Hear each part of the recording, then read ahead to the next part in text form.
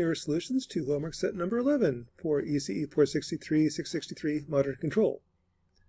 This homework set looks at designing full order observers using LQR techniques, specifically a Kalman filter. So here's the problem. Given a cart and pendulum system with noise, I've got noise on the input, like wind buffeting it. I've got sensor noise on the position measurement, sensor noise on the angle measurement. Design a full order observer with a servo compensator for this system. Now the first step is to design a feedback control law. I'm going to use a servo compensator, so I track a constant set point and reject a constant disturbance. To do that, the augmented system will be in this form. Here's the plant plus the servo compensator. The servo's got a pull at s equals 0. The feedback is the C matrix with respect to x position. Full state feedback kx, full state feedback with kz. Input matrix B with respect to r, B with respect to the noise on the input, noise on the position sensor, noise on the angle sensor. Now where these come from is if I have noise on the position sensor, that goes straight into the servo compensator. It also affects the states through the feedback gain kx. If there's noise on the angle measurement, that's not used in the servo compensator, but that does affect the plants through the feedback gain k theta. So, to design a servo compensator, what I would do is what we've done before. Given the plant, create the augmented system, find the feedback gains, using, in this case, LQR techniques. Here's the Q matrix, kind of found by trial and error, whatever gives a good response. Then once I find K5, that's your feedback gain Kx and K theta. The step response then is here's the closed loop system. Here's the B matrix with respect to R, U, X, and theta. Here's the inputs. If there's no noise on the system, here's what the step response should look like. If there is noise in the system, here's what it should look like with noise.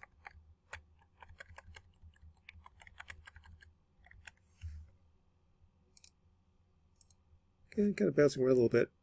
There's some noise. I could simulate the nonlinear system as well.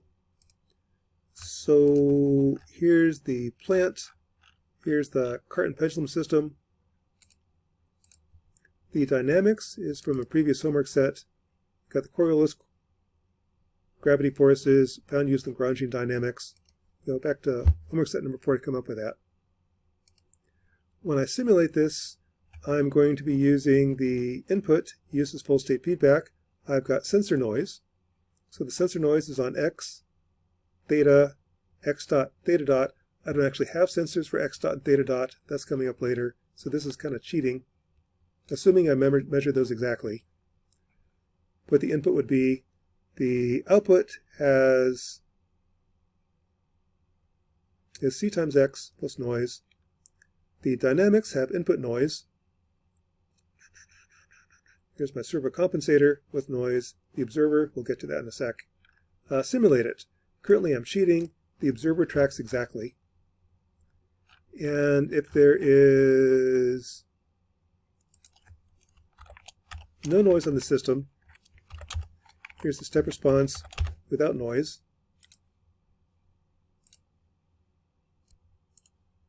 Here's the step response without noise. I give it a step input, tell it to go over to 1. The control law with the servo compensator pushes it over to 1. No steady state error for step input. That's from the servo compensator. Reject a constant disturbance, which in this case there isn't one. This is what we did, like in homework set number 8, design a feedback control law with a servo compensator. Now, if there is noise in the system, here's how it's going to behave. And this is cheating a little bit. I'm using position plus noise, angle plus noise, velocity, no noise, angular velocity with no noise. Assuming I measured the velocities exactly, here's how it would behave. Cheating a little bit because I am not measuring the velocities. I'll need an observer for that. But ignoring that, here's how it would behave.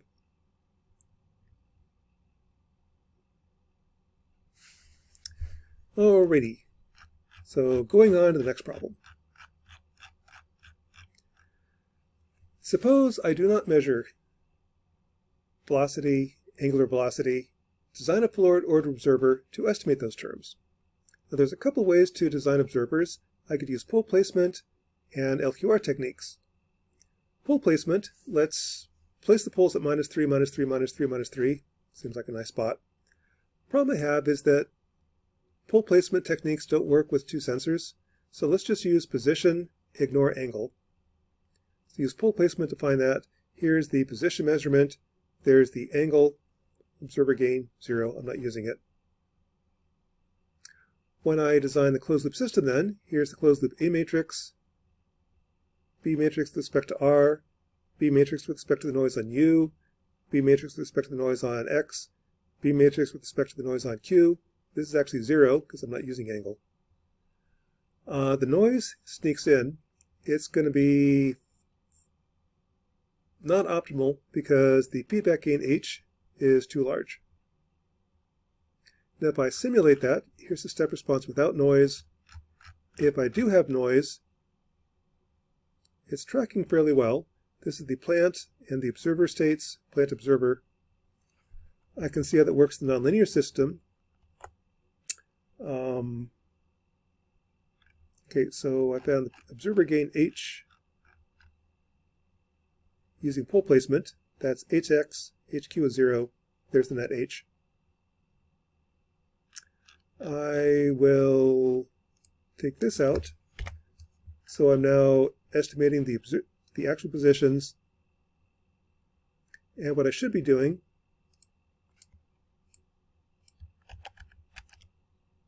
is instead of using the actual states, I'll use the observer states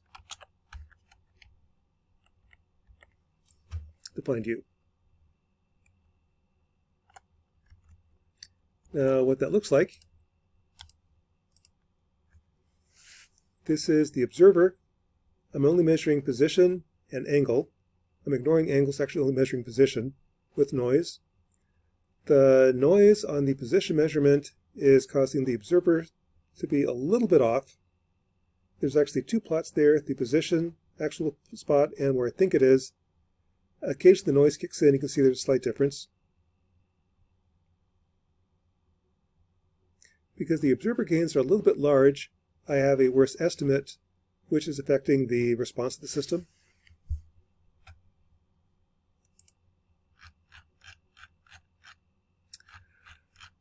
The last problem is, okay, instead of using an arbitrary HX, using pole placement, let's use the optimal observer gain.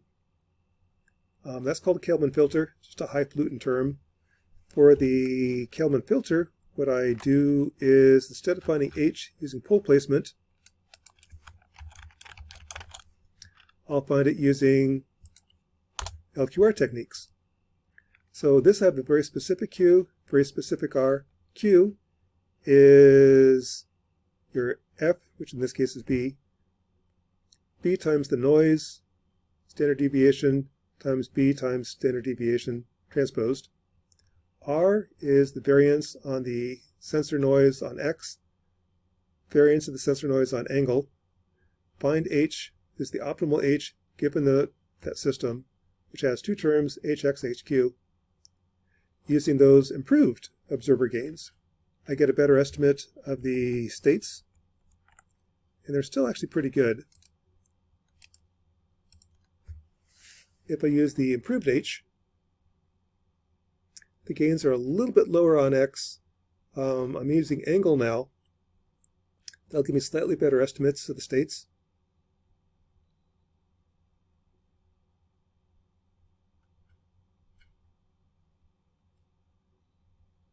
And here's the response.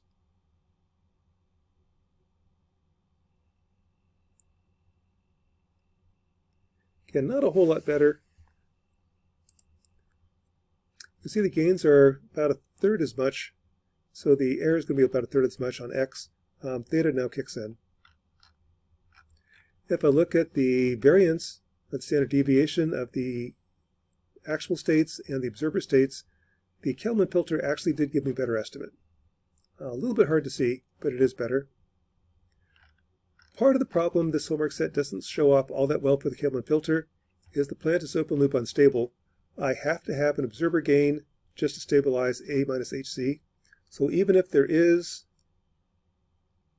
no input noise, I'll still have an H matrix just to stabilize it. Versus a stable system like the heat equation, if the input noise goes to 0, H goes to 0. This one won't go to 0.